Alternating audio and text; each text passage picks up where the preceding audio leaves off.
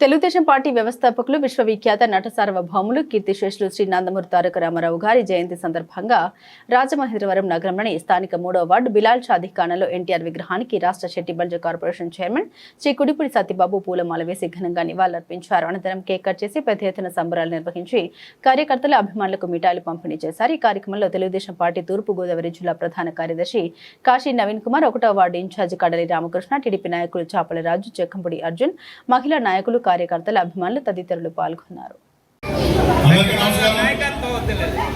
ఈరోజు స్వర్గీయ నందమూరి తారక రామారావు గారి జయంతి సందర్భంగా ఒక పండగ వాతావరణంలో నిన్న కానీ ఈ రోజు ఉదయం 8 గంటల నుంచి కూడా ఒక పండగ వాతావరణం జరిగింది. ముఖ్యంగా పైన చంద్రబాబు నాయుడు గారు ఏదైతే ఆదేశించారో క్లస్టర్ ప్రకారం మహానాడు జరగాలని చెప్పి దానికి అనుకూలంగా మా యువ నాయకులు నారా లోకేష్ గారు వర్కింగ్ ప్రెసిడెంట్ అయిన తర్వాత మొట్టమొదటి మహానాడు నా భూతో నా భవిష్యత్తు కింద ప్రతి దుక్కున కూడా క్లస్టర్లో ఒక క్లస్టర్ దగ్గర 200 మంది 150 మంది ఇలాగా నాయకులతో పెట్టుకుంటే సుమారు 500 దగ్గర నుంచి 1000 మంది వరకు వచ్చి అంటే తెలుగుదేశం పార్టీకి ఎంత బ్రహ్మరథం పడుతున్నారో ఈ క్లస్టర్తో మహానాడుతో మరొక అద్భుతంగా కూడా తెలిసింది. చంద్రబాబు నాయుడు గారు చేసిన అభివృద్ధి ముఖ్యంగా ఈ 2 సంవత్సరాల్లో రేపు జూన్ 12 వస్తే తెలుగుదేశం పార్టీ ఎన్డీఏ కూడా అధికారంలోకి వచ్చి 2 సంవత్సరాలు పూర్తవుతుంది. ఈ 2 సంవత్సరాల్లో ఎన్నో రకంగా ఆర్థిక ఇబ్బందులు ఉన్న ఓ పక్కన 12 లక్షల కోట్లు అప్పున్నా సరే దానికి వడ్డీలు పడుతూ ఎక్కడా కూడా సంక్షేమం అభివృద్ధి రెండూ కూడా 2 కళ్ళు కింద పరిగెట్టించడమే కాకుండా మనం చూసాం యువనాయకు నారా లోకేష్ గారి సారథ్యంలో గవర్నమెంట్ స్కూల్లో 16,500 పోస్టులు తీసి ముఖ్యంగా ఇక్కడ ఈ రాజేంద్ర నగర్ లో మున్సిపల్ హై స్కూల్లోనే 500 పై మార్కులు దాటిన సుమారు 25 నుంచి 30 మంది వరకు వచ్చారంటే చదువు మీద ఎంత శ్రద్ధ పెట్టారో మనందరం కూడా నారా లోకేష్ గారు గమనించాలి.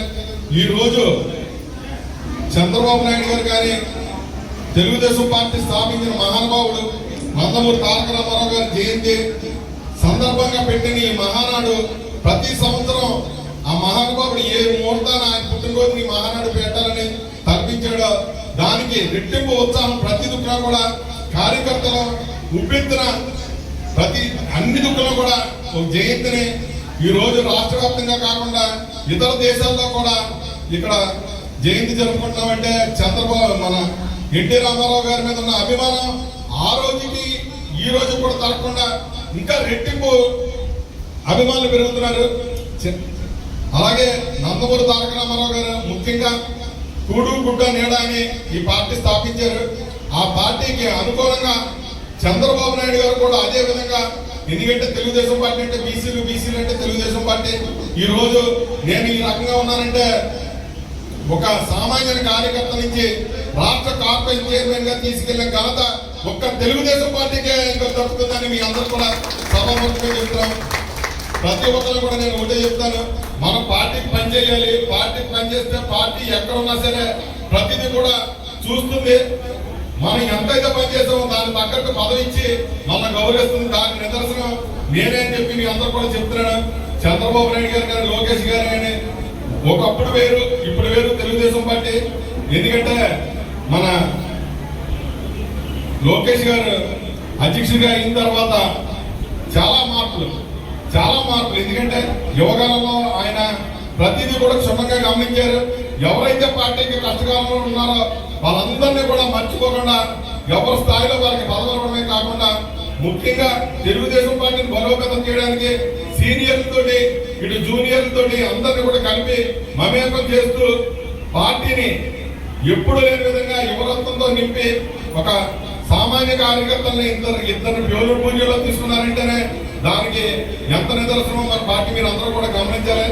అది కూడా మీకులాగా జనాల్లో ఉన్న వాళ్ళనే తీసుకొచ్చి పోలిటికూరు అంటే తెలుగుదేశం పార్టీలో అత్యధిక స్థానం, అలాంటి స్థానంలో ఇద్దరిని ఒక మహిళని ఒక జంటని కూడా కూర్చోబెట్టి అలాగే ఈ రోజు నారా లోకేష్ గారు కూడా నిన్న చంద్రబాబు నాయుడు గారు ఇందులో చెప్పారు రాబోయే రోజుల్లో స్థానిక సంస్థల్లో కాదు కానీ ఎమ్మెల్యే ఎలక్షన్ లో కూడా 33% ఈ మహిళా బిల్లు సాధించిన ధ్యేయంగా కోట ప్రభుత్వం పనిచేస్తుంది. దానికి ఈ రోజు దాంట్లో కూడా మన మహానాడులో కూడా తీర్మానం చేస్తారని చెప్పి నిన్న మన చంద్రబాబు నాయుడు గారు చెప్పడం జరిగింది.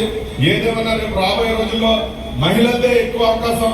ప్రతి ఒక్కరు కూడా పార్టీ కష్టపడితే ఎవరిని కూడా మర్చిపోకుండా ఇక్కడ సిటీ ఎమ్మెల్యే ఆదిరెడ్డి వాసు గారు కూడా మీరందరూ ఒకటే గమనించండి.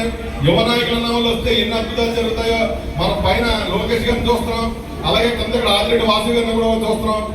ఆదిరెడ్డి వాసు గారు కూడా ఏ సమస్యలను తీసుకెళ్తే వెంటనే స్పందించి మీ అందరికి కూడా తెలుసు మేమందరం పనిచేయగలుగుతున్నాం అంటే మా పైన నాయకత్వం ఆదిరెడ్డి వాసు గారు బలంగా ఉండబట్టి, ఆ పైన చంద్రబాబు నాయుడు గారు లోకేష్ గారు బలంగా ఉండబట్టే మేము ఈ 2 సంవత్సరాలు ఎన్నో అద్భుతాలు చేయగలిగాం. రాబోయే ఇంకా 3 సంవత్సరాలు ఇక్కడ నుంచి ప్రతి కార్యకర్త కూడా, ఎందుకంటే స్థానిక సంస్థల ఎలక్షన్ లో కూడా రేపు వచ్చిన కానీ పై వచ్చిన వస్తుంది.